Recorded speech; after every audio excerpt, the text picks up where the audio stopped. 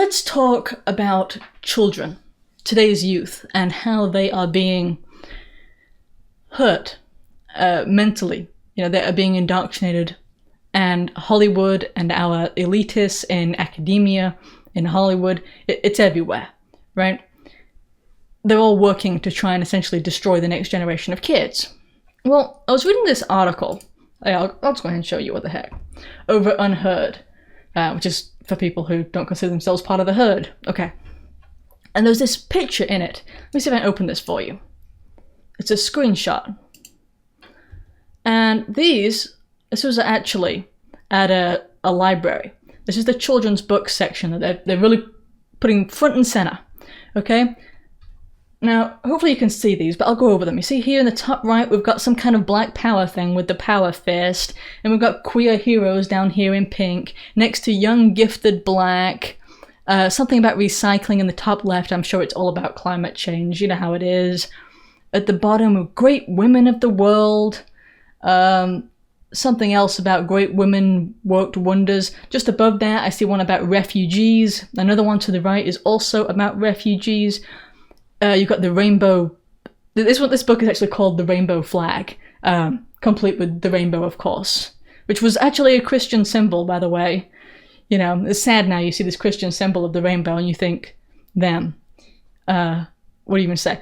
Okay, these are the moral stories that are being left for kids to see, for kids to read. And the author of the article that I was reading at Unheard was talking about how he was raised a Catholic, and so the books that he got to choose were often kind of boring, Catholic books, right? But they did hold moral messages if you were to read them. And whether you like them or not, that they do actually shape who you are. When you're really young, what you read influences your perspective of the entire world around you, and how you see it. These are their moral messages. They encourage decadence, deviancy, perversion of every kind. They're basically anti-Christian books, just outright. And this is just one way in which your kids are being, could you call it taught? It seems like a stretch to call this education. It's just flat out indoctrination into something that is evil. JW5000 says, they wonder why we have a problem with this crap. We've been made to care and we don't like it. I'm glad that parents are increasingly paying attention to it, because you need to. You need to see what your kids are watching and what they're reading, and do everything that you can to protect them. And James Piera on Periscope, yes, I am reading some comments from YouTube. I can see everybody's messages all together, but on each platform the comments are kept separate. Okay, let's continue on the theme of the indoctrination of our kids. Because there's a new movie coming out by Sony, and this is the cover topic, a reference to the cover topic.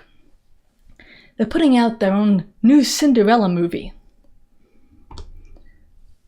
This guy will be the godmother, the fairy godmother in the Cinderella story. The genderless godmother. What do you call that? The god thing? But let's just go down. There he is. See, this isn't a Photoshop picture. This is actually him. And you can go down. Let's see. There you go. That was him. If you don't recognize the set, that's a set from Sesame Street, because he was on Sesame Street just a month ago wearing that dress. And then they were like, well, why don't parents like this?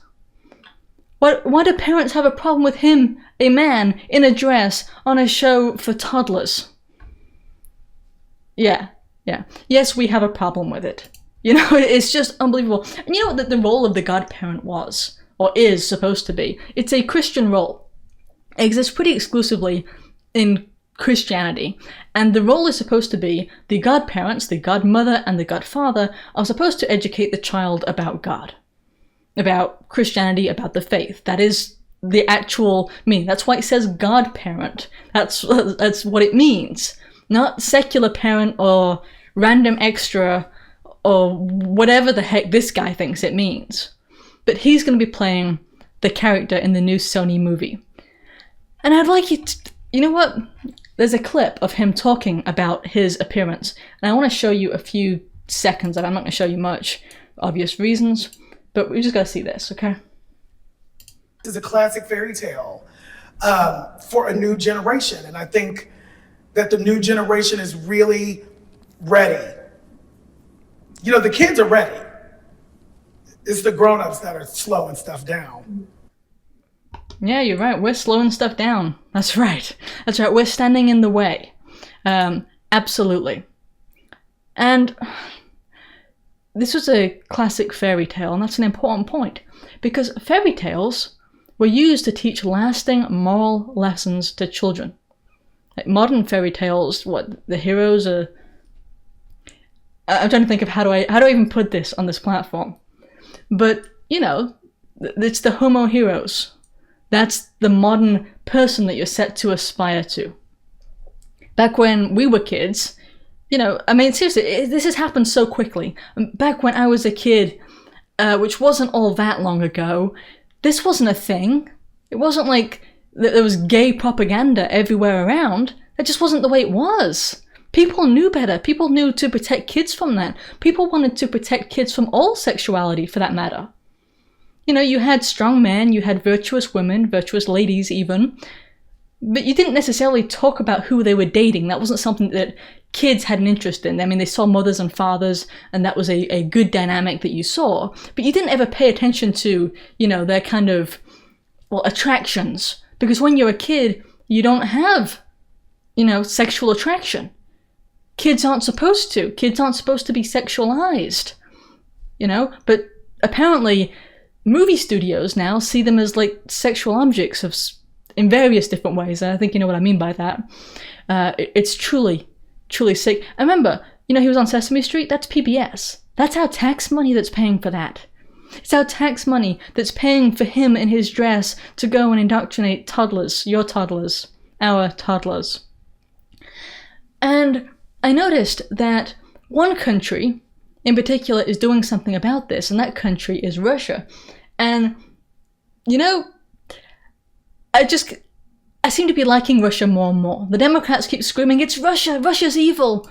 And the more I see from Russia, the more I like it. So here we are at the Moscow Times. We are reading Russian news now. You know, they told you that if you tuned into these conservative videos and stuff, you would hear Russian news, and here it is. You got proof. Okay, seriously though. I'm gonna keep being a Russian agent for now. Russia censors Disney's first openly gay character from Onward.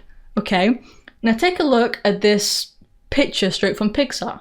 How old is the child who watches this movie? The child is not teenage.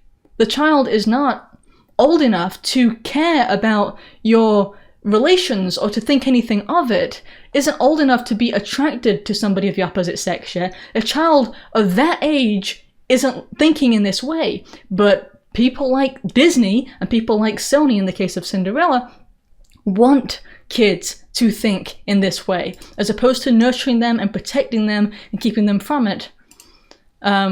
Yeah, and Russia is actually changing it. Here we go.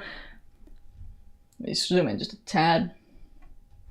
Onward, a fantasy adventure that hits the big screens in Russia on March 5th, includes a Cyclops police officer named Spectre as the studio's first self-identified lesbian character. Officer Spectre appears in one scene where she casually mentions having a girlfriend.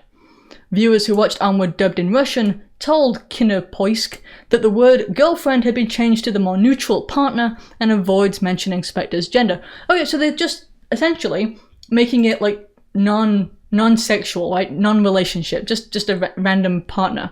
They're keeping it, I don't know, more normal for kids, and they've done this to several different movies. Let's see, go down here. Last year, Russian distributors cut, I don't want to say this, you can read that if you're old enough to read it, and kissing scenes from the Elton John biopic Rocketman. Similarly, Russia's version of Marvel's Avengers Endgame altered a gay character's description of a date to the less romantic dinner. So they're doing, I don't know, it's just, this is like decency. What Russia is doing seems like decency.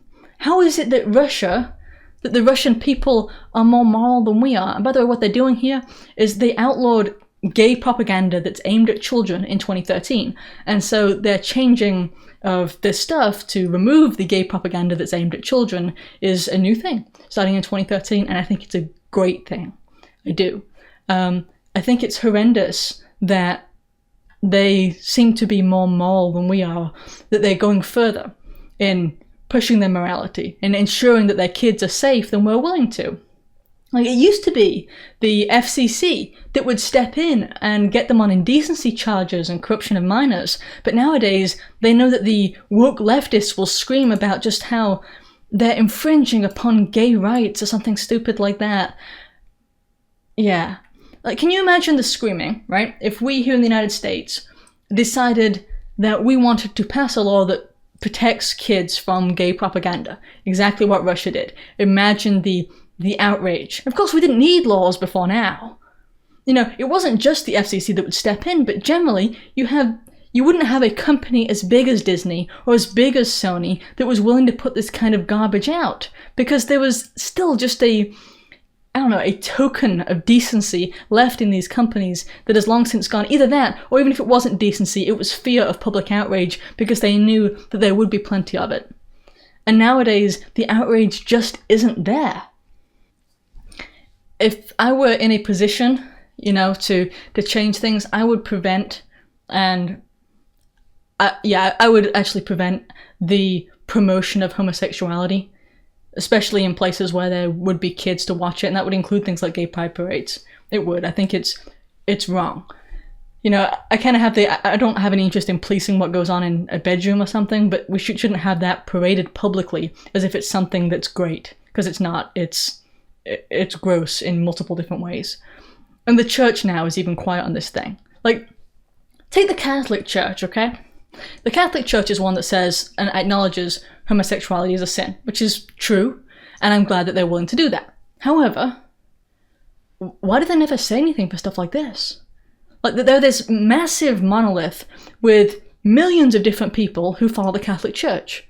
Why don't they point to incidences of indecency and what do you call it, lack of Christianity, heathenism, and say this is disgusting, this is wrong, this is bad for society, it's bad for children? Can't they do that? They're a church. They're supposed to be, something of arbiters of morality. They're supposed to speak up for what's right, for what's moral, for what's decent. They're supposed to protect children, and they don't do any of it. And of course, it's not just the Catholic Church. There are plenty of Protestant churches that are just as bad and even worse, in many cases saying that this is somehow a Christian ideal, which obviously it's not.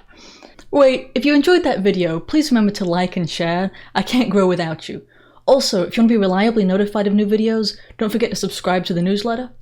If you're able to support the production of these videos, I'd appreciate it if you'd subscribe at Subscribestar, or maybe get one of the healthier products, or even get some merch.